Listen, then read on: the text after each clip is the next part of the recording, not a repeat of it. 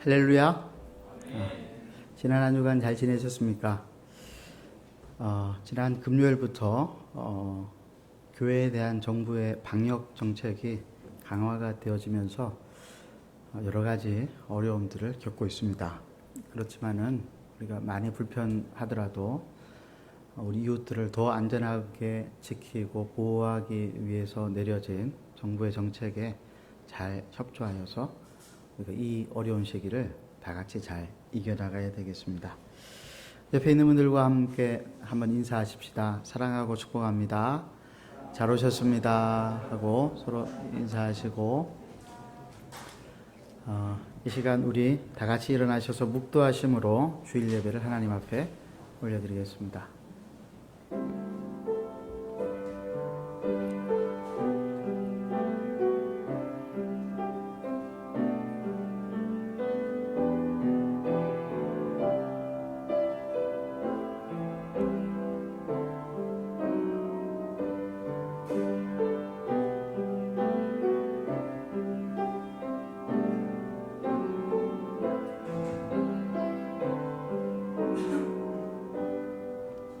오라, 우리가 굽혀 경배하며 우리를 지으신 여호와 앞에 무릎을 꿇자.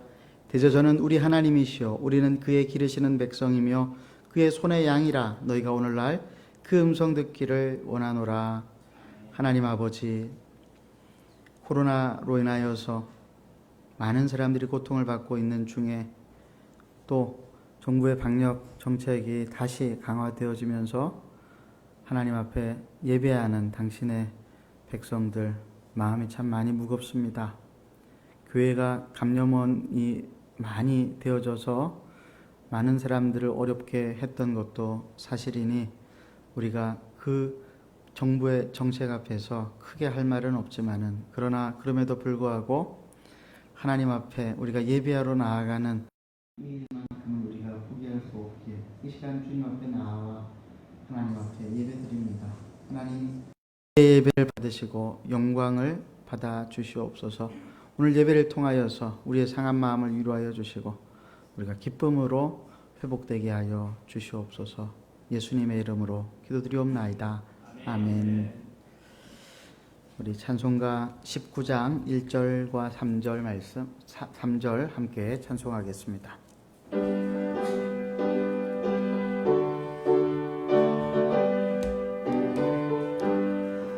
찬송하는 소리 있어 사람 기뻐하도다.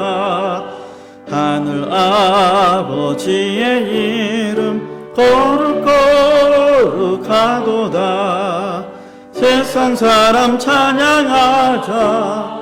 거룩하신 하나님께 할렐루야 할렐루야 할렐루야 아멘. 하나님의 크신 섭리 그 뜻대로 되도다.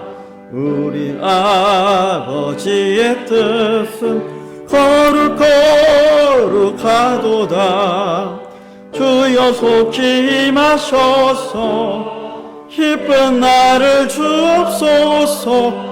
할렐루야 할렐루야 할렐루야 아멘 아멘.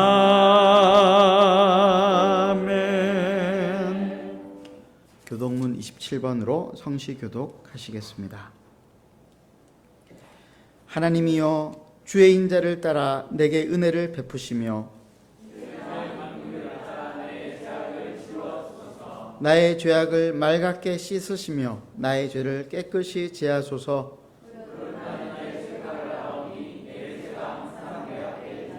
내가 주께만 범죄하여 주의 목전에 악을 행하였사오니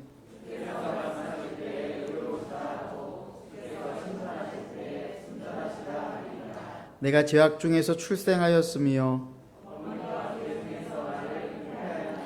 우슬초로 나를 정결하게 하소서. 내가 정하리이다. 하나님이여, 내 속에 정한 마음을 창조하시고 내 안에 정직한 영을 새롭게 하소서. 아멘. 그 자리에 착석하시겠습니다. 사랑하는 우리 한마음교회 성도 여러분, 우리가 비록 하나님의 자녀일지라도 하나님 앞에 예배 가운데 나왔다 할지라도 우리의 힘으로는 하나님께 나아갈 수 없습니다. 오직 우리 구주 예수 그리스도의 십자가의 보혈의 공로로만 하나님께 나아갈 수 있습니다. 이 시간 우리의 죄를 자백하고 하늘의 신령한 은혜들을 우리의 마음속에 부어달라고 이 시간 간절히 한번 기도하겠습니다. 하나님 아버지, 살아계신 하나님 아버지, 우리를 위해 자기 아들을 아끼지 아니하시고 십자가에서 내어주신 하나님 아버지, 하나님의 그 사랑을 감사합니다. 그 사랑 때문에 오늘도 우리가 이 시간 이 자리에 나와 있는 줄로 믿습니다. 그러나 그럼에도 불구하고 우리가 하나님 앞에 내려놓지 못한 마음들, 하나님 우리가 여전히 붙잡고 있는 것들이 있어서 하나님께 감사하지도 아니하고 무정하며 원망하며 불평하며 또한 악을 행하기를 즐겨하는 마음을 하나님 품고 있을 때가 참으로 많이 있습니다. 하나님 아버지, 그럴 때마다 우리는 자기를 합리화하며 하나님 앞에서 옥문이를 빼며 때로 하나님을 들이받고 반역하며 하나님을 떠날 때가 참 많이 있습니다. 하나님 아버지, 우리의 모든 죄악과 우리의 모든 연약함들을 하나님 용서하여 주시고 용납하여 주옵소서. 주님께서 십자가에서 죽으셔서 우리를 대신해서 죄값을 치르신 하나님 아버지, 이 복음의 진리를 믿습니다.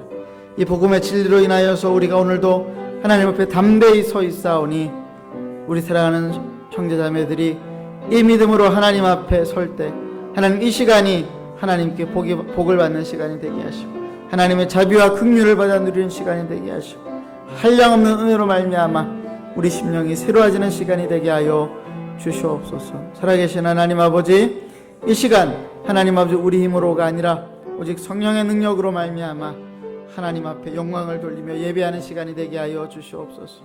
우리를 붙드실 것들을 간절히 기대하옵고 이 모든 것을 우리 구주 예수 그리스도의 이름으로 간절히 기도드리옵나이다. 아멘. 아비가 자식을 불쌍히 여김같이 여호와께서 자기를 경외하는 자를 불쌍히 여기시나니 이는 저가 우리의 체질을 아시며 우리가 진토임을 기억하심이로다. 아멘. 사도신경으로 우리의 신앙을 고백하겠습니다. 나는 전능하신 아버지 하나님 천지의 창조주를 믿습니다. 나는 그의 유일하신 아들 우리 주 예수 그리스도를 믿습니다. 그는 성령으로 잉태되어 동정녀 마리아에게서 나시고 본디오 필라도에게 고난을 받아 십자가에 못 박혀 죽으시고 장사된 지 사흘 만에 죽은 자 가운데서 다시 살아나셨으며 하늘에 오르시어 전능하신 아버지 하나님 우편에 앉아 계시다가 거기로부터 살아있는 자와 죽은 자를 심판하러 오십니다. 나는 성령을 믿으며 거룩한 공교회와 성도의 교제와 죄를 용서받는 것과 몸의 부활과 영생을 믿습니다. 아멘. 우리 찬송가 497장 1절과 3절 함께 찬송하시겠습니다.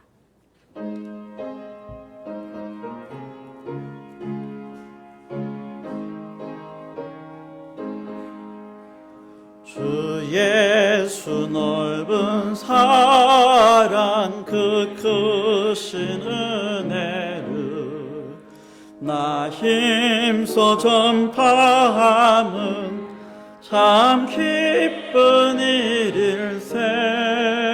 주 예수 복된 말씀 생명과 진리요 내 맘의 갈급함을 다 채워주시네. 예부터 전한 말씀 주 예수 크신 사랑 나 항상 전파하기 참 기뻐하도다. 이 말씀 들은 사람 또 듣기 원하고 목말라 사모하니 그 말씀 전이라. 그 나라 영광 중에 나 부를 새 노래 예부터 좋아하던 이 말씀뿐일세. 예부터 전한 말씀 주 예수 크신 사랑 나 항상 전파하기 참 기뻐하도다. 이 시간 우리 김성훈 집사님 나오셔서 대표기도 해주시겠습니다.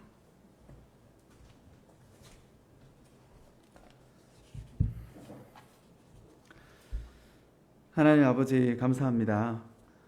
한 주 동안 바쁘고 지치는 일들 속에서 저희들을 지켜주시고 주일을 맞아서 이 예배 자리에 나와서 참 안식을 누리게 해주셔서 감사합니다.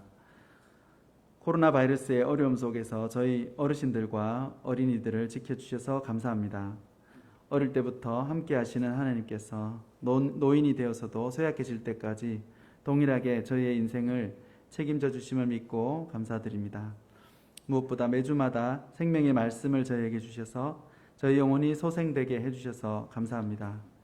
하나님의 사랑도 모르고 아버지가 아들을 얼마나 사랑하는지 몰라서 또 그 사랑을 못마땅하게 여기며 요셉을 팔아버린 유다를 통해서 저희가 얼마나 이기적이고 어리석고 성숙하지 못한지 깨닫게 해주셔서 감사합니다.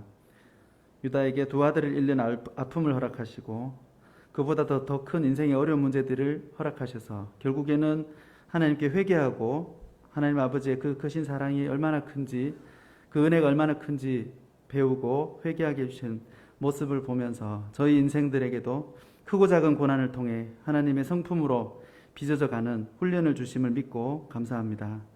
하나님, 저희 코로나 바이러스 같은 이전에 저희 인류가 한 번도 겪어보지 못한 이런 어려움 가운데서 하나님의 백성인 저희들이 어떻게 세상에서 하나님의 은혜와 사랑을 드러내고 보여줄 수 있을지 저희의 이 어둡고 둔한 마음을 열어주시고 하나님의 말씀을 이 시간 듣게 해주시고 세상을 섬길 수 있도록 은혜를 베풀어 주시기를 간절히 기도합니다. 저희 교회에 질환으로 또는 여러 가지 모양으로 고난 중에 있는 성도님들이 계십니다.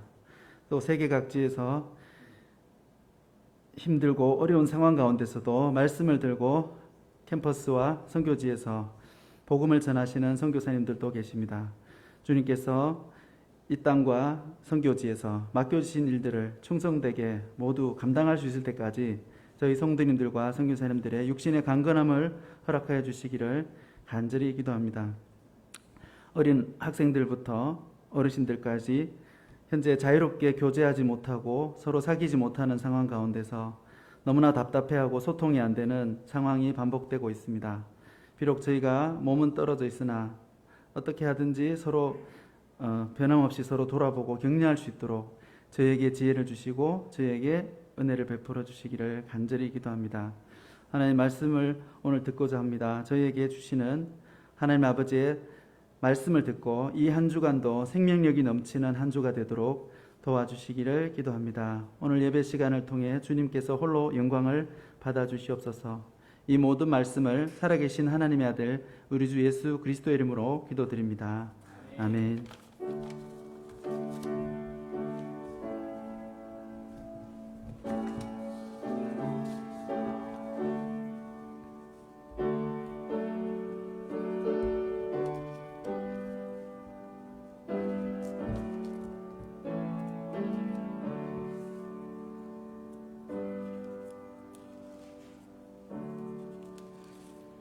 하나님의 말씀은 창세기 45장 1절에서 8절까지 말씀입니다. 창세기 45장 1절에서 8절까지 말씀을 제가 봉독해 올리겠습니다. 요셉이 시종하는 자들 앞에서 그 정을 억제하지 못하여 소리질러 모든 사람을 자기에게서 물러가라 하고 그 형제들에게 자기를 알리니 그때에 그와 함께한 다른 사람이 없었더라. 요셉이 큰 소리로 우니 애굽 사람에게 들리며 바로의 궁중에 들리더라. 요셉이 그 형들에게 이르되 나는 요셉이라. 내 아버지께서 아직 살아 계시니까. 형들이 그 앞에서 놀라서 대답하지 못하더라. 요셉이 형들에게 이르되 내게로 가까이 오소서. 그들이 가까이 가니 이르되 나는 당신들의 아우 요셉이니 당신들이 애굽의 판자라.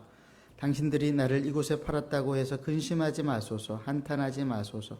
하나님이 생명을 구원하시려고 나를 당신들보다 먼저 보내셨나이다. 이 땅에 2년 동안 흉년이 들었으나 아직 5년은 밭갈이도 못하고 추수도 못할지라. 하나님이 큰 구원으로 당신들의 생명을 보존하고 당신들의 후손을 세상에 두시려고 나를 당신들보다 먼저 보내셨나니 그런즉 나를 이리로 보내니는 당신들이 아니요 하나님이시라. 하나님이 나를 바로에게 아버지로 삼으시고 그 온 집의 주로 삼으시며 애굽 온 땅의 통치자로 삼으셨나이다. 아멘.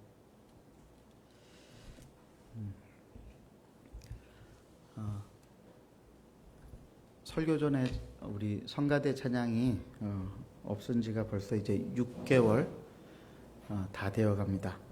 그래서 어떤 우리 한 성도님께서 악기로 이 시간에 찬양하실 수 있는 분이 있으면은 하시면 좋겠다 그렇게 말씀을 하셔서 저도 좋다고 생각을 해서 악기로 혹시 찬양하기 원하시는 분들이 계시면은 2부 예배 때 찬송할 수 있는 찬양할 수 있는 그런 시간을 드리도록 하겠습니다. 많이 지원해 주시기를 부탁을 드립니다. 서로 부둥켜 안고 울라라고 하는 제목으로 창세기 45장 말씀 함께 나누도록 하겠습니다. 22년 전에 요셉을 파는데 앞장섰던 유다가 180도 바뀌었습니다. 베냐민 대신에 자신이 종이 되겠다라고 요셉 앞에서 간절히 청원하였습니다. 가나안 땅에서 두 아들과 아내를 장사 지냈던 유다는 아버지 야곱의 마음을 가지고 요셉에게 호소했습니다. 요셉은 유다의 이 호소를 듣고 더 이상 정을 억제할 수가 없었습니다. 요셉은 큰 소리로 모든 시종들을 물러가라 하고 형님들 앞에서 방성대곡했습니다. 우리 안요한 전사님 방성대곡 무슨 말인지 아세요? 방성대곡 우리 김은진 사모님에게 물어보십시오. 요셉이 형님들을 만난 후로 운 것이 이번이 세 번째였습니다. 첫 번째는 42장 24절에 나옵니다. 요셉은 형님들이 22년 전에 자기를 노예로 판 일을 후회하고 반성하는 것을 보았습니다. 그래서 눈물이 나왔습니다. 아마 그 눈물은 감격과 감사의 눈물이었을 것입니다. 22년 동안 생사를 몰랐던 형님들을 드디어 만나게 되었다는 감격의 눈물, 그리고 형님들이 22년 전과는 달리 변화되었다라고 하는 것에 대한 감사의 눈물이었을 것입니다. 두 번째는 언제 울었죠? 43장 30절에 요셉이 형님들을 고향으로 돌아가서 베냐민을 데리고 오라고 했을 때 형님들이 베냐민을 데리고 다시 애굽으로 돌아왔을 때였습니다. 요셉은 베냐민을 보자마자 사랑하는 마음이 복받쳐서 울음을 참을 수가 없었습니다. 요셉은 급히 울 곳을 찾아서 안방으로 들어가서 울고 겨우 그 정을 억제하고 나왔습니다. 아마 그 눈물은 그리움의 눈물이었을 것입니다. 베냐민은 요셉과 같은 어머니 라헬에게서 나온 아들, 즉 요셉에게는 친동생이었기 때문입니다. 요셉은 이때까지도 자신의 신분을 밝히지를 않았습니다. 그런데 유다가 베냐민을 대신해서 자신이 종이 되겠다라고 이야기하고, 그리고 아버지 야곱을 위해서라도 베냐민만은 돌려줄 것을 진심으로 간청하는 그 모습을 보고 더 이상 참을 수가 없었던 것입니다. 유다의 간청이 진심에서 우러나온 것이었기 때문에 요셉은 그때 자신의 신분을 알리고, 그리고 감정을 억제하지 않은 채로 큰 소리로 형님들 앞에서 눈물을 흘렸습니다. 이 눈물의 의미는 무엇일까요? 아마 굉장히 복합적이었을 것인데, 아버지가 살아계시다는 것에 대한 감사에 대한 눈물, 그리고 22년 전과는 달리 형님들이 막내 아우 베냐민을 자기 목숨을 내어놓을 정도로 극도로 아끼고 사랑하고 있다라고 하는 것에 대한 감격의 눈물, 거기에 더하여서 무엇보다도 이 눈물은 하나님의 크신 섭리 속에서 요셉 자신이 노예로 팔렸으며 애굽의 국무총리가 되어서 대기근 속에서 하나님의 백성들을 구원하게 되었다라고 하는 하나님의 놀라운 섭리에 대한 감격의 눈물이었을 것입니다. 특별히 22년 전에 요셉이 꿈을 꾸고 난 다음에 가족들에게 이야기했을 때 아무도 가족들이 그 꿈을 이해하지 못했잖아요. 그런데 22년 만에 하나님은 고난을 통하여서 그 꿈을 드디어 이루어 주신 것입니다. 거기에 대한 감격의 눈물이기도 했습니다. 여러분은 이런 감격의 눈물을 흘려보신 적이 있으세요? 하나님이 내 인생에 하나님의 꿈을 드디어 이루어 주셨다라고 하는 감격의 눈물, 하나님의 섭리에 대한 깊은 깨달음 속에서 오는 눈물 말입니다. 요셉은 어느 시점에서, 인생의 어느 시점에서 하나님께서 자신의 꿈을 통해서 일하신다라고 하는 것을 깨달았습니다. 그래서 시편 기자가 요셉의 삶을 이러한 하나님의 섭리적인 관점에서 재해석해 놓은 것이 시편 105편에 나와 있습니다. 우리가 시편 105편 말씀 12절에서 24절까지 말씀을 저와 여러분이 한 절씩 찾아서 교독하도록 하겠습니다. 시편 105편 12절에서 24절. 그때 그들의 사람 수가 적어 그 땅에 나그네가 되었고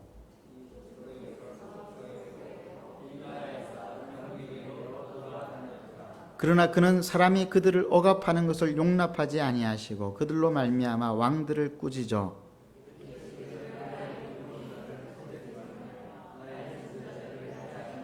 그가 또 그 땅에 기근이 들게 하사 그들이 의지하고 있는 양식을 다 끊으셨도다. 그의 발은 착고를 차고 그의 몸은 쇠사슬에 매였으니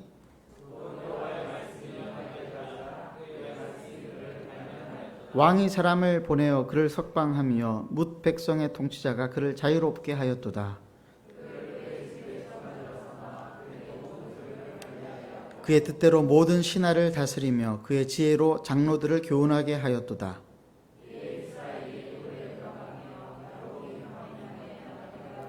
함께 읽겠습니다. 여호와께서 자기의 백성을 크게 번성하게 하사 그의 대적보다 강하게 하셨으며. 여러분, 이 말씀은요, 요셉보다도 무려 1500년이나 뒤에 태어난 후대 사람들이 요셉이 형님들에게 했던 말들을 읽고 신학적인 주석을 달아놓은 것입니다. 요셉이 형님들에게 했던 말이 45장 5절에서 8절까지 말씀이죠. 제가 다시 한번 봉독하겠습니다. 당신들이 나를 이곳에 팔았다고 해서 근심하지 마소서, 한탄하지 마소서. 하나님이 생명을 구원하시려고 나를 당신들보다 먼저 보내셨나이다. 이 땅에 2년 동안 흉년이 들었으나 아직 5년은 밭갈이도 못하고 추수도 못할지라. 하나님이 큰 구원으로 당신들의 생명을 보존하고 당신들의 후손을 땅에 두시려고 나를 당신들보다 먼저 보내셨나니 그런즉 나를 이리로 보낸 이는 당신들이 아니요 하나님이시라. 하나님이 나를 바로에게 아버지로 삼으시고 그 온 집의 주로 삼으시며 애굽 온 땅의 통치자로 삼으셨나이다. 요셉의 이 말 속에는 요셉이 이미 형님들을 용서했다라고 하는 것을 담고 있습니다. 그런데 요셉이 형님들을 용서할 수 있었던 가장 근본적인 이유는 무엇이었을까요? 그것은 하나님께서 장차 당신의 백성들을 기근 중에서 구원하시고 보존하시기 위해서 자신의 지난 시절의 과거의 고통과 고난을 사용하셨다라고 하는 것을 믿는 믿음 때문이었습니다. 이러한 고난을 섭리적인 고난이라고 부를 수 있습니다. 하나님의 섭리가 들어있는 고난이라고 하는 말이죠. 요셉은 이 하나님의 섭리적인 고난에 대한 믿음을 가지고 형님들을 원망하지 않을 수가 있었습니다. 그런데 시편 기자는 이러한 요셉의 섭리적인 고난을 요셉 당대에만 그치지 않고 요셉의 전과 요셉 후의 역사를 이어서 연결하면서 하나님의 좀 더 큰 계획이 있었음을 우리에게 알려주고 있습니다. 이제 시편 105편 13절을 먼저 한번 살펴보겠습니다. 그때 그들의 사람 수가 적어 그 땅에 나그네가 되었고 이 족속에게서 저 족속에게로 이 나라에서 다른 민족에게로 떠돌아 다녔도다. 요셉이 고난을 당하기 훨씬 전에 하나님께서는 요셉의 할아버지였던 아브라함에게 약속을 하셨습니다. 어떤 약속이었습니까?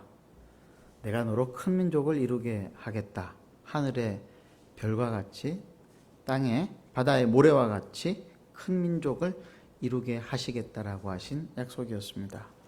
창세기 12장과 15장 18절에 아브라함에게 하신 약속의 말씀들이 나옵니다. 그리고 이 약속이 아브라함의 아들 이삭에게도 그대로 전달이 되어집니다. 창세기 22장과 24장과 26장에서 이 약속이 반복되고 있습니다. 그리고 요셉의 아버지 야곱에게도 이 약속이 주어졌습니다. 창세기 28장 14절에 나와 있는 말씀입니다. 하나님께서는 야곱에게도 동일한 약속을 주셨습니다. 그런데 문제는 뭐였냐면은 요셉의 아버지 야곱이 하나님의 약속을 점점 잊어가기 시작했다라고 하는 것입니다. 결정적인 사건이 있었습니다. 딸 디나가 강간당하는 사건이었습니다. 세겜의 추장에게서 딸 디나가 강간을 당하자 야곱의 아들들이 세겜의 남자들을 속여서 다 죽여버렸습니다. 그리고 약탈해버렸습니다. 야곱은 더 이상 세겜에 머물 수 없다라고 생각을 하고 베델로 올라가서 하나님께 제사를 드리고 난 다음에 브엘세바로 내려갔습니다. 하나님께서 자신과 자신의 아들들을 통해서 큰 민족을 이루어 주시겠다라고 하는 약속의 말씀을 더 이상 믿기가 어려웠습니다. 왜냐하면 이후로도 야곱의 아들들의 악행이 계속 되어졌기 때문에 그렇습니다. 장남 르우벤이 소모 비라와 간통을 해버립니다. 요셉의 형님들은 야곱이 사랑했던 요셉을 죽여버리고자 노예로 팔아버렸습니다. 유다는 집을 떠나서 가나안 땅에 들어가서 신앙을 거의 잃어버릴 지경까지 살게 되어졌습니다. 그러니까 아버지 야곱의 입장에서는 어떤 생각이 드냐면은 하나님이 큰 민족을 이루게 하시겠다라고 약속은 하셨는데 자기 아들들을 보니까 적어도 내 아들들을 통해서는 안 되겠구나 그런 생각 들지 않았을까요? 한마디로 우리 아들들은 자격 미달이야 그런 생각 들지 않았을까요? 시편 기자는 이러한 과정이 이스라엘 민족이 이 족속에게서 저 족속에게로 떠돌아다니는 나그네의 삶을 산 것이라고 표현했습니다. 큰 민족이 될 것이라고 하는 약속의 말씀과는 달리 떠돌이 나그네로 살아가는 그들의 삶은 초라했죠. 거짓말하고 남 속이고 살인하고 약탈하는 모습, 삶의 질도 형편없었습니다. 그들은 하나님의 백성으로 큰 민족을 이루기에는 한마디로 자격 미달의 인생들이었습니다. 직장에서는 이런 자격 미달의 사원들을 그냥 내버려 두지 않죠. 직장에 자격 미달의 신입사원이 들어오면 어떻게 합니까? 처음에는 기회를 줍니다. 믿어줍니다. 그럼에도 불구하고 기대에 부응하지 못하면 어떻게 하죠? 눈치를 주다가 이직을 권고하고 마침내 해고해 버리게 됩니다. 아마 우리가 사는 세상에서는 이러한 과정들이 일반적일 것입니다. 그런데 하나님은 자격 미달인 인생들을 어떻게 다루시는가? 하나님은 그렇게 다루지 않으십니다. 하나님의 방법은 겸비였습니다. 겸비가 무슨 말이죠?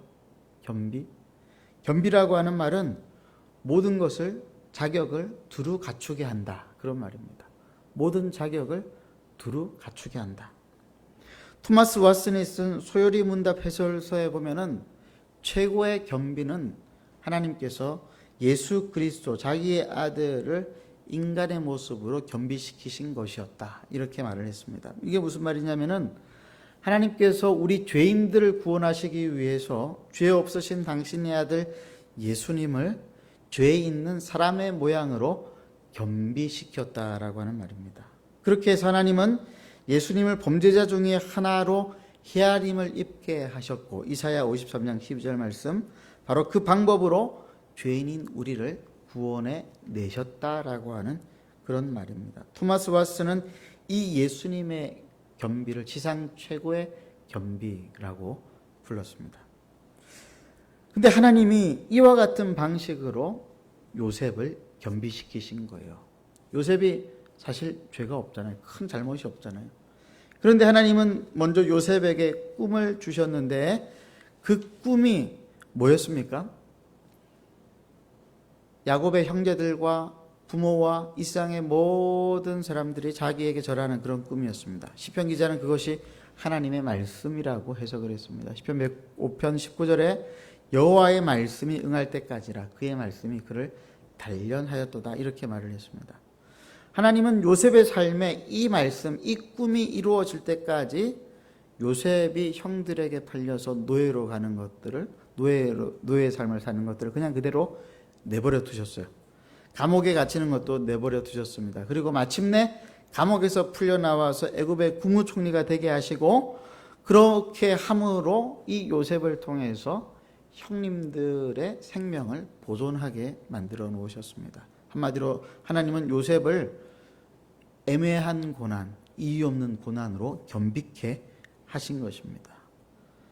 시편 105편을 제가 다시 한번 읽어볼게요. 시편 105편 17절에서 22절 말씀. 그가 한 사람을 앞서 보내셨으며 요셉이 종으로 팔렸도다. 그의 발은 착고를 차고 그의 몸은 쇠사슬에 매였으니 곧 여호와의 말씀이 응할 때까지라 그의 말씀이 그를 단련하였도다. 왕이 사람을 보내어 그를 석방하며 무백성의 통치자가 그를 자유롭게 하였도다. 그를 그의 집의 주관자로 삼아 그의 모든 소유를 관리하게 하고 그의 뜻대로 모든 신하를 다스리며 그의 지혜로 장로들을 교훈하게 하였도다. 하나님이 요셉을 고난 가운데 겸비시키신 결과가 무엇이었습니까? 야곱과 야곱의 아들들이 기근 중에서 목숨을 건지는 것이었습니다. 그런데 목숨을 건지는 정도로 그친 것이 아니라 이 야곱과 야곱의 아들들이 어디로 건너가요? 당대 최고의 문명 국가였던 이집트로 들어와서 살게 되어집니다. 그리고 거기서 이후로 요셉 사후로 몇 년을 더 살게 되냐면은 무려 400년간을 그 이집트에서 거주하면서 큰 민족을 이루게 되었습니다. 놀라운 사실은 이 하나님의 계획이 이미 아브라함 때부터 있었다라고 하는 거예요. 아브라함이 하나님께로부터 이런 말씀을 받았어요. 창세기 15장 13절과 14절 함께 한번 읽어보도록 하겠습니다. 시작. 여호와께서 아브라함에게 이르시되 너는 반드시 알라. 내 자손이 이방에서 객이 되어 그들을 섬기겠고 그들은 400년 동안 내 자손을 괴롭히리니 그들이 섬기는 나라를 내가 징벌할지며 그 후에 내 자손이 큰 재물을 이끌고 나오리라. 그래서 시편 기자가 시편 105편에서 이런 말씀을 한 거예요. 시편 105편 23절 24절. 이에 이스라엘이 애굽에 들어가며 야곱이 함의 땅에 나그네가 되었도다. 여호와께서 자기의 백성을 크게 번성하게 하사 그의 대적들보다 강하게 하셨으며. 여러분, 이것을 가리켜서 우리는 하나님의 섭리라고 이야기할 수 있습니다. 사람은 이해할 수 없지만은 그 하나님의 계획이 있는 것이죠. 요즘 젊은 사람들 말로 표현하면은 빅픽처, 큰 그림이라고 할 수 있습니다. 요셉의 인생은 한마디로 빅픽처, 하나님의 큰 그림이었습니다. 아브라함을 통해 큰 민족을 이루게 하시겠다고 하시는 하나님의 큰 계획이 아브라함과 이삭과 야곱과 야곱의 아들들에게 다 알려졌음에도 불구하고 야곱과 야곱의 아들들이 전혀 자격을 갖추지 못하고 있자 하나님이 쓰신 방법은 고난 가운데 요셉을 겸비케 하신 것이었습니다. 그리고 야곱과 그의 아들들 역시도 험악한 세월을 통해서 겸손하게 만들어 놓으셨습니다. 그리고 마침내 때가 되어 요셉을 만나게 하신 것이죠. 그리고 그들 민족을 구원해 놓으신 것입니다. 그리고 400년에 걸쳐서 그 땅에 살게 하시면서 그들로 하여금 큰 민족을 이루게 하셨습니다. 여러분, 이 하나님의 계획이 시작되어져서 실행되어지기까지 몇 년의 시간이 흘러갔는지 아세요? 아브라함부터 요셉까지 약 300년 조금 못 되는 시간, 그리고 요셉의 사망 이후로 이 이스라엘 백성들이 이집트 땅에서 살았던 약 400년의 기간 합쳐가지고 약 700에서 800년의 시간이 흘러갔어요. 여러분, 어떤 사람이 이런 계획을, 정교한 계획을 세울 수 있습니까? 어떤 사람이 고난이라고 하는 방법을 통하여서 사람들을 하나님 앞에서 겸비시킬 수가 있습니까? 이것은 하나님밖에 하실 수밖에 없는 그런 일인 것이죠. 우리는 이것을 섭리적인 고난, 그런데 이 섭리적인 고난이 오늘날 저와 여러분의 삶에도 이루어진다라고 하는 사실을 믿으세요? 우리가 이해하지 못하고 있어도, 우리가 전혀 생각하지 못하고 있어도, 우리가 자고 있는 그 한밤중에도 하나님의 계획은 우리 몰래 하나씩 하나씩 이루어지고 있다라고 하는 사실을 여러분 믿으세요?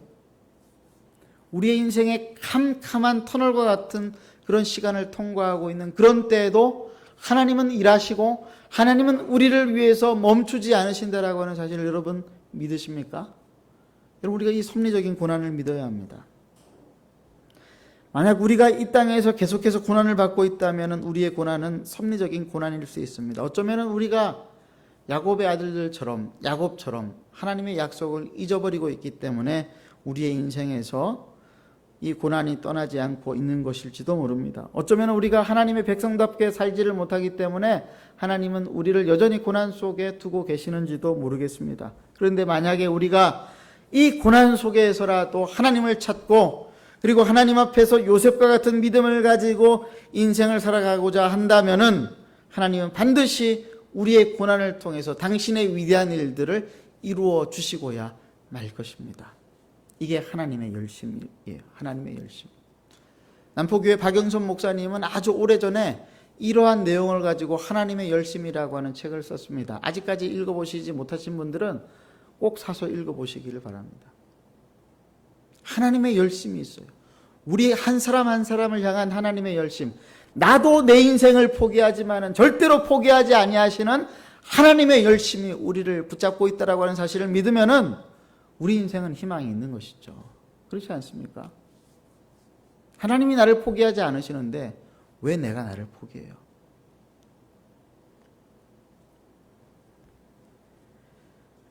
저는 우리 민족이 당한 많은 고난도 장차 큰 일을 이루시기 위한 하나님의 섭리적인 고난이라고 믿습니다. 우리 민족도 눈물이 많잖아요. 유대인들도 눈물이 굉장히 많대요. 지금도. 유대인들이 눈물병을 들고 다녀요. 들어보셨어요? 눈물병. 성경에도 나옵니다. 눈물병이 뭡니까? 인생의 희노애락을 경험하면서 흘리는 눈물들을 그때그때마다 이렇게 담아놓은 병이 눈물병이에요. 유리병도 있고 도자기병도 있어요. 인터넷에서 검색해보면 눈물병 그런 어떻게 생기는지를 알 수 있습니다. 근데 굉장히 불편하겠죠. 눈물을 흘 때마다 이 눈물을 쏟아 부어야 되니까. 근데 늘 들고 다녔던 것 같아요. 그래서 예수님의 생애 속에서 그 옥합을 깨트려서 예수님께 부었던 여인 기억나시죠? 그때 그 여인이 눈물로 예수님의 머리카락을 적셨다, 이런 표현이 나옵니다. 그때 눈물은 그 자리에서 흘린 눈물이 아니에요. 뭐냐면은 눈물병에서 쏟아낸 눈물이에요. 이스라엘 민족, 유대인들에게 그렇게 눈물이 많았는데 우리 민족도 그에 못지않게 눈물이 많죠. 고통이 많았죠. 근데 저는 그 눈물, 우리 민족이 흘렸던 그 눈물이 결코 허무하게 흘린 눈물이 아니라고 믿습니다. 사실 요셉의 눈물은 하나님의 큰 그림이 이루어진 것에 대한 감격의 눈물이었죠. 그들은 눈물을 흘리면서 드디어 한 형제요 한 가족으로 하나가 되어졌습니다. 요셉은 형님들을 용서했으며 형님들은 진심으로 자신들의 잘못을 뉘우쳤습니다. 그래서 서로가 서로를 부둥켜 안고 울었습니다. 감격했습니다. 요셉이 베냐민을 부둥켜 안고 울었습니다. 본문에 나오지 않지만 아마 모든 형제들이 서로 부둥켜 안고 울었을 것입니다. 이 놀라운 화합의 장면이 의미하는 것이 무엇일까요? 하나님의 백성의 모습은 이러해야 한다라고 하는 것을 알려주는 것입니다. 큰 민족이 이루어지기 전에 갖춰야 할 모습이 바로 이런 모습이다라고 하는 것입니다. 용서와 화해에서 나오는 사랑의 모습, 눈물을 흘리면서 부둥켜 안고 서로가 서로를 용납하고 받아들이고 용서하고 화해하고 사랑하고 섬기겠다라고 하는 정말 참된 가족의 모습을 보여주는 것이 먼저 이루어져야 한다라고 하는 것을 가르쳐주는 장면입니다. 여러분은 어떠십니까? 여러분의 가족들과 이런 용서와 화해와 그리고 사랑을 경험해 본 적이 있으세요? 여러분 가족들과 어머니와 아버지와 형제들과 부둥켜 안고 울어본 적이 있으세요? 왜 그렇게 되지 않습니까? 왜냐하면은 우리가 가족이라도 정말 진심으로 사랑하지 못하고 진심으로 이해하지 못하고 진심으로 용납하지 못하고 있기 때문은 아닙니까?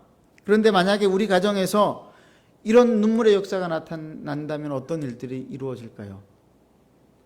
가족 안에서 서로 부둥켜 안고 울며 용서하기로 다짐하고 화해하기로 다짐하고 사랑하기로 섬기기로 다짐하는 그런 역사가 일어나면요, 여러분들의 자녀들 가운데 요셉과 같은 사람이 나올 것이라고 믿습니다. 하나님은 반드시 한 사람을 쓰시기 전에 이런 과정을 거치십니다. 그래서 이런 과정을 거친 사람들로 하여금 하나님께서는 그 사람을 통하여서 당신의 큰 일을 이루어 나가십니다. 수많은 사람들을 기근과 같은 고통에서 구해낼 수 있는 사람으로 성장시키십니다. 이게 하나님의 겸비예요. 그런데 이런 눈물의 역사, 용서의 역사, 화해의 역사가 우리 가운데 잘 일어나지 않습니다. 진심으로 서로를 사랑하지 못하고 있기 때문입니다. 그래서 우리는 가족을 위해서도 기도하는데 눈물이 잘 나지 않아요. 그냥 맹숭맹숭 기도하게 되는 거예요. 여러분, 가족도 사랑해내지 못하는 사람들이 다른 사람들을 사랑할 수 있겠습니까? 그래서 교회 안에도 이런 눈물의 역사가 잘 나타나지를 않습니다. 형제와 자매를 부둥켜 안고 서로 용서하고 용납하는 그런 모습들이 사라졌습니다. 가정과 교회가 이 정도면은 우리가 살아가고 있는 세상은 말할 것도 없습니다. 모두가 다 자기 입장에서만 살아갑니다. 정치인들은 자기의 입장만 이야기하기에 바쁩니다. 대화할 생각도 설득할 생각도 상대방을 이해할 생각도 없습니다. 나를 따르는 사람이 아니면 모두가 다 적이고 원수인 것처럼 그렇게 살아갑니다. 자식은 그 부모 따라간다고 그런 지도자를 두고 있는 우리 국민들도 둘로 나누어서 싸우지 않습니까? 다행히 우리나라는 말로만 싸우지만은 다른 나라 보면은 말로만 싸우지 않고 사람을 죽여버리죠. 종교가 다르다고 죽이고 생각이 다르다고 죽이고 피부 색깔이 다르다고 죽이고 민족이 다르다고 죽여버립니다. 그렇게 해서 폭력적인 힘을 가지고 강대국이 된 나라들이 많이 있습니다. 지금의 미국과 중국을 비롯해서 과거에 서구 제국주의 정책을 폈던 프랑스와 영국과 독일과 이탈리아와 같은 나라들, 그리고 우리 이웃에 있는 일본과 같은 나라들이 그런 나라들입니다. 그들은 강대국으로 불렸을지는 몰라도 선진국은 결코 아니었습니다. 그들은 모두 자기 나라의 이익을 위해서 다른 나라를 침략했고 다른 나라 백성들을 노예로 삼았던 요셉의 형님들과 같은 끔찍한 그런 악덕 국가들이었습니다. 저는 우리나라가 진정한 선진국이 되기 위해서는 그 나라들을 따라가서는 안 된다라고 생각합니다. 그리고 저는 우리가 진정한 선진국이 되는 과정 속에서 하나님께서 통일을 중요한 기회로 우리에게 주실 것이라고 믿습니다. 여러분, 통일을 이루어가는 과정은 대단히 어렵고 복잡하죠. 많은 전문가들이 어떻게 통일이 이루어질 것인가에 대해서 갑론을박을 하지만은 잘 사실 어떻게 이루어질 것인지를 예측하지를 못합니다. 그런데 저는 전혀 그 원리에 있어서는 복잡하지 않다라고 생각을 해요. 통일을 이루어가는 원리는 간단합니다. 용서와 화해와 그리고 사랑과 섬김입니다. 이번 주에 저는 노예 선배 목사님이 노예 단체 게시판에 올린 동영상 하나를 보고 굉장히 마음이 불편했습니다. 그 동영상에는 한쪽의 일방적인 주장을 담고 있었는데 그 일방적인 주장을 위해서 온갖 욕설이 난무하는 그런 동영상이었어요. 제가 마음이 불편했던 결정적인 이유는 입에 담기 힘든 욕설이 그리고 사람들에 대한 근거 없는 비방들이 담겨 있었기 때문이었습니다. 제가 노예 교육자회 임원으로 여러 목사님들을 섬기고 있는 입장에 있었기 때문에 이 동영상으로 노예 목사님들 사이에서 분란이 일어날 것이라고 하는 것이 눈에 빤히 보였습니다. 그래서 개인적으로 연락을 드렸어요.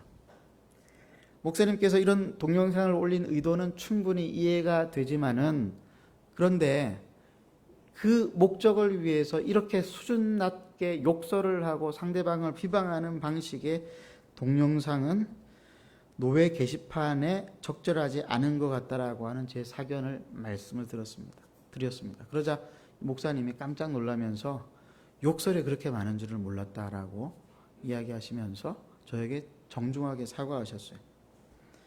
끝까지 보지 못하고 앞에 부분만 보고 올리신 거죠. 그러면서 이 목사님이 자기가 전쟁 세대로 태어났기 때문에 안보 문제와 관련되어진 이슈가 나올 때마다 민감해질 수밖에 없다라고 자기를 이해해 달라고 하셨습니다. 저는 그 목사님의 진심 어린 사과와 함께 그분의 삶의 배경들을 듣게 되면서 그분을 더욱더 잘 이해하게 되었습니다. 그리고 저도 사과를 드렸어요. 후배로서 개인적인 관계가 깊은 교제가 없는 상황에서 이렇게 무리할지도 모를 요청을 드린 것에 대해서 사과를 드렸습니다. 그러자 목사님이 당신께서 사과의 의미로 밥을 한번 사겠다고 약속을 하셨어요. 굉장히 훈훈한 결말이죠. 피차간에 서로의 입장을 이해하고 서로의 부족함을 인정했을 때에 이런 일들이 일어날 수 있었던 것입니다. 사람들의 생각이 다 다릅니다. 통일에 대한 생각도 달라요. 우리 경제가 발전하고 나라가 힘이 생기니까요. 또 우리가 점점 이제 경제적으로 수준이 높아지니까요. 어느 순간에 사람들 마음 가운데 통일에 대한 부담감이 생기기 시작한 것 같아요. 통일을 꼭 해야 되는가 그런 생각을 가지고 있는 분들도 많이 있는 것 같습니다. 통일을 하려면 돈이 많이 들잖아요. 근데 그 돈이 어디서 나올 것이냐? 가만히 생각해 보니까 내 주머니에서 나올 거라고 생각이 되거든요. 그러니까 꼭 통일을 해야 되는가라고 하는 그런 생각을 가지게도 되는 것입니다. 그런데 중요한 것은 뭐예요? 내 뜻이 아니죠. 누구의 뜻입니까? 하나님의 뜻이에요. 여러분, 저는 우리 민족을 향한 하나님의 뜻이 통일이라고 믿습니다. 왜 그러냐면은 하나님 나라의 원칙이 기본적으로 회복이기 때문에 그래요. 하나님은 죄인인 우리가, 죄인으로서 하나님과 화목하지 못한 우리가 예수님의 십자가의 보혈을 믿고 다시 화목하는 것이 하나님의 뜻이라고 믿습니다. 여러분, 그게 하나님 나라의 회복의 원칙이죠. 관계가 깨어진 사람들이 용서와 화해로 회복되고 병든 자가 그 병으로부터 고침받고 회복되는 것이 하나님의 뜻 아닙니까? 그것과 같이 이념으로 싸워서 분열되고 분단되어졌던 이 민족의 하나됨이 어찌 하나님의 뜻이 아닐 수가 있겠습니까? 그런데 우리는 남과 북이 서로 주고받은 죄와 상처가 너무 많은 거예요. 화해와 용서를 해야 되는데 이게 엄두가 안 나는 이유가 그간 쌓였던 것이 너무 많아서 그런 거예요. 너무 많이 죽였지 않습니까? 6.25 때도 죽였고요. 그리고 6.25 끝나고 분단 이후에도 북에서는 남한을 동경하는 사람들을 죽였고요. 남에서는 또 북한을 동경하는 사람들을 죄 없이 몰아서 죽이기도 했습니다. 간첩으로 죄 없이 몰아서 죽이기도 했어요. 거기다가 분단 이후로 북한은 우리를 너무나 많이 속였고 기만했습니다. 그래서 우리도 북한을 무시하고 아예 대화 상대로 인정하지 않고 지금까지 버티고 온 것이잖아요. 이러한 계속되는 악순환 속에서 이 좁은 땅덩어리에서 한민족이 두 나라로 나뉘어져서 분열하고 갈등하고 싸우고 대립하고 있는 그런 상태인 것이죠. 이런 상황에서 우리는 어떻게 용서와 화해를 이룰 수가 있을까요? 하나님의 큰 비전을 바라보는 방식으로 우리는 이것들을 이룰 수 있습니다. 많은 전문가들이 우리 대한민국과 북한이 통일을 하게 되면 엄청난 시너지 효과가 일어날 것이라고 말을 합니다. 통일한국의 국력이 크게 신장될 것은 물론이고 그리고 경제적으로 안보적으로 그리고 국제역학 관계에 있어서도 통일한국은 세계 역사에서 크게 쓰임받을 것이라고 말들을 많이 합니다. 그러면 국제 질서가 새롭게 재편되겠죠? 아마 우리나라를 시기하는 나라들도 있을 것입니다. 전문가들 중에는 미국과 그리고 중국과 러시아와 일본 역시도 우리나라가 통일하는 것을 원하지 않을 것이라고 말하는 그런 분석을 하는 전문가들도 있습니다. 근데 중요한 게 뭐예요?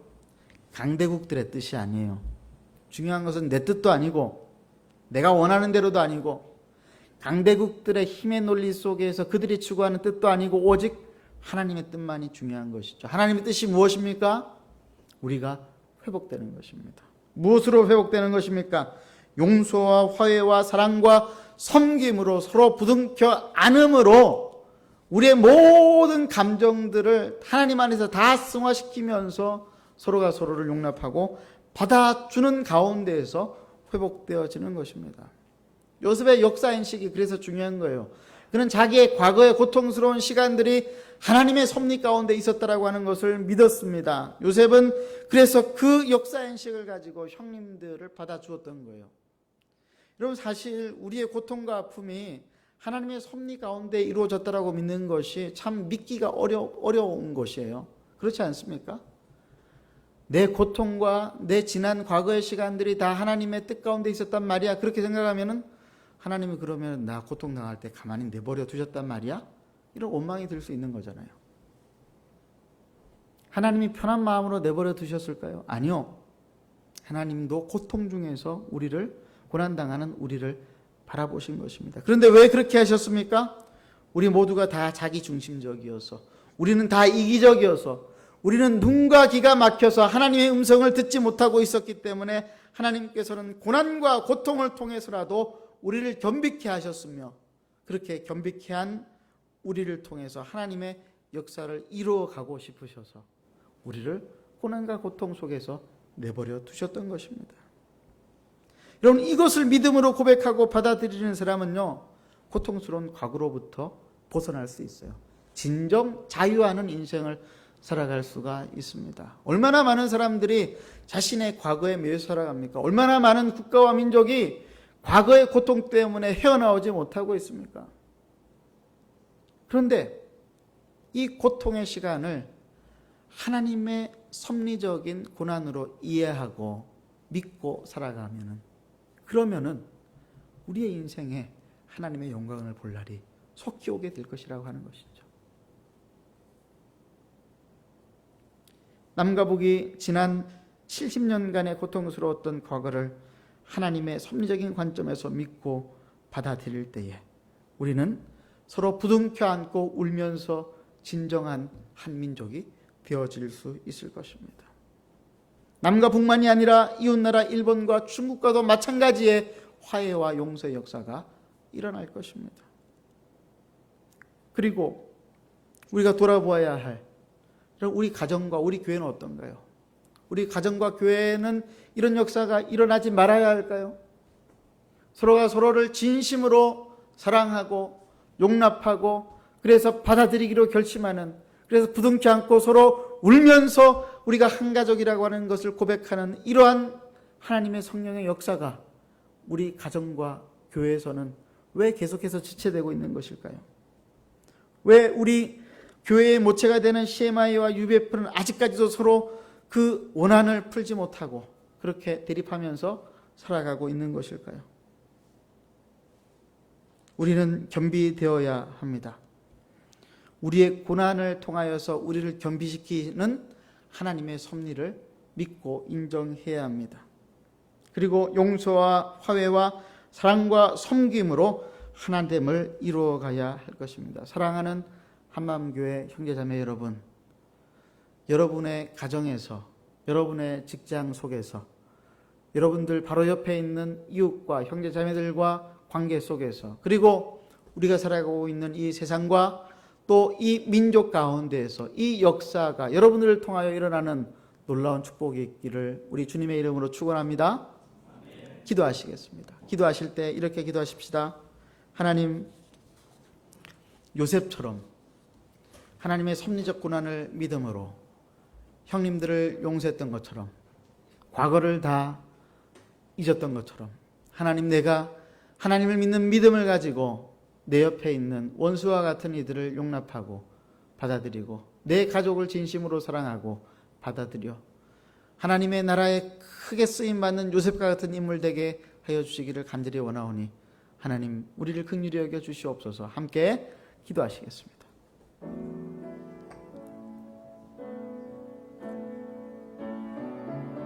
하나님 아버지,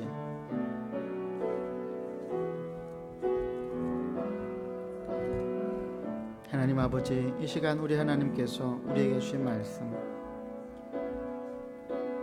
하나님, 이 말씀을 믿고 의지합니다. 이 말씀대로 우리가 살아갑니다. 살아계신 하나님 아버지,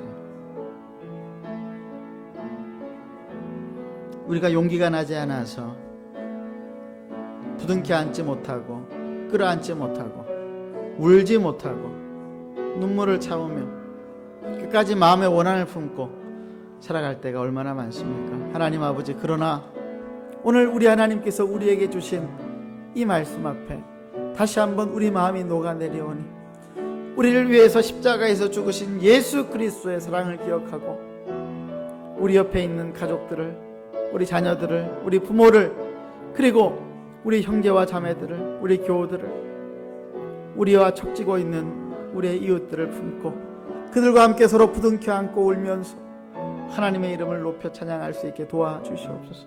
살아계신 하나님 아버지, 이 일들이 우리의 인생 가운데에서도 그대로 이루어질 줄로 믿사오니 이 하나님의 섭리를 믿고 하나님의 큰 꿈과 비전들을 바라보면서 우리가 하나님의 뜻을 구하며 살게 도와주시옵소서. 이 시간 우리 하나님께서 우리 속에 이러한 역사를 일으켜 줄 것들을 간절히 믿고 의지하옵고 하나님 아버지, 우리가 믿음 가운데 서기를 원하오니 주님, 우리가 하나님 앞에 서 있습니다.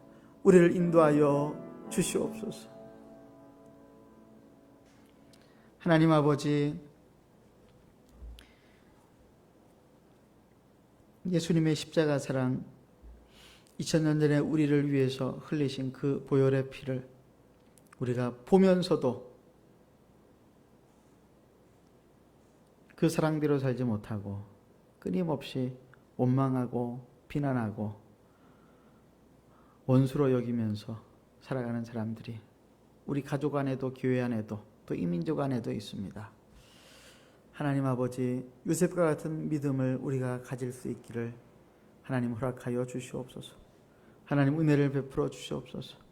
우리의 연약함을 하나님 아버지 긍휼히 여겨 주시옵소서. 하나님 아버지, 우리가 하나님의 말씀 앞에서 순종하여서 이제는 내 옆에 있는 형제와 자매들과 또 가족들을 부둥켜 안고 울면서 사랑과 용서와 화해를 이루어가며 하나님의 뜻 앞에 쓰임받는 인생들 되기를 소원하오니 주님 축복하여 주시옵소서. 우리 구주 예수 그리스도의 이름으로 간절히 기도드리옵나이다.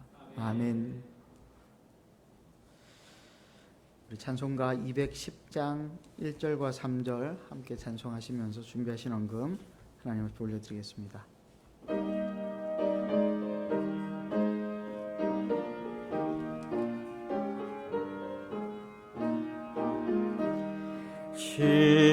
시온성과 같은 교회, 그의 영광 한없다. 허락하신 말씀대로 주가 친히 세웠다. 반석 위에 세운 교회, 흔들 자가 누구랴. 모든 원수의 워싸도 아무 근심 없고다. 주의 은혜 내가 받아 시온 백성 되는 때, 세상 사람 비방해도 주를 찬송하리라. 세상 헛된 모든 영광 아침 안개 같으나 주의 자녀 받을 복은 영원 무궁하도다. 아멘. 기도하겠습니다. 하나님 아버지, 오늘 우리 사랑하는 성도들이 하나님 앞에 나와 말씀을 듣고 믿음으로 물질의 일부분을 하나님께 올려드립니다. 하나님 영광을 받아 주옵시고 물질을 드린 손길들, 그들의 가정에 필요한 것들을 공급하여 주옵소서.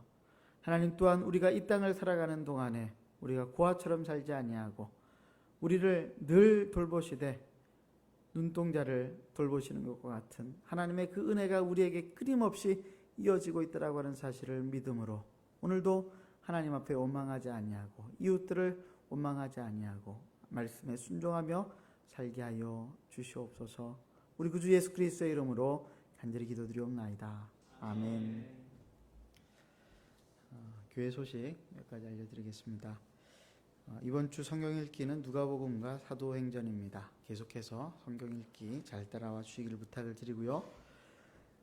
지난주 금요일에 발표되어진 교회에 대한 정부의 강화된 방역 정책 때문에 전 교인 수양회 및 주일학교 여름 사역은 할 수 없게 되었습니다.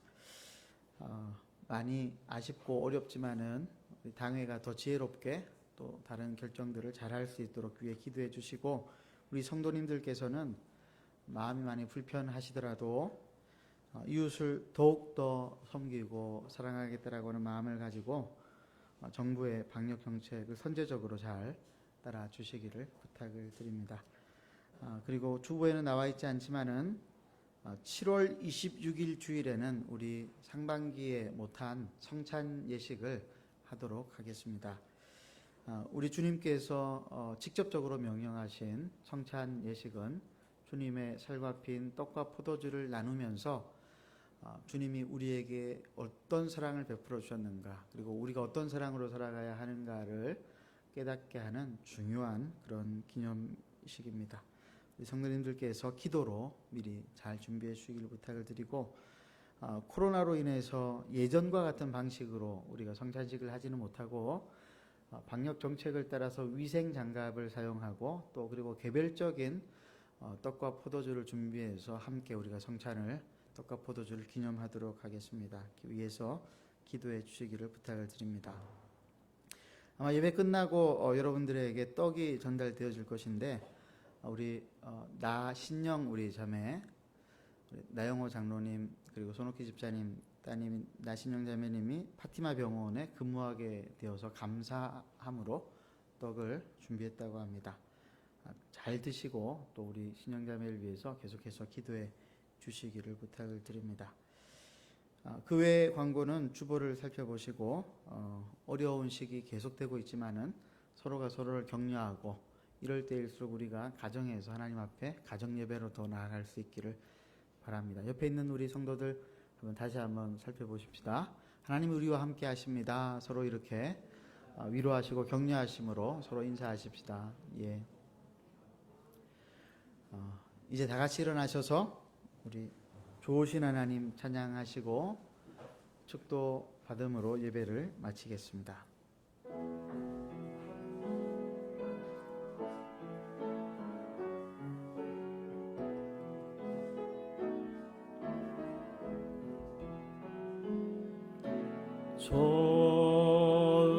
좋으신 하나님, 좋으신 하나님, 참 좋으신 나의 하나님. 우리의 기도를 우리의 기도를 응답해 주시는 참 좋으신 나의 하나, 한없는 축복을 한없는 축복을 우리에게 주시는 참 좋으신 나의 하나님.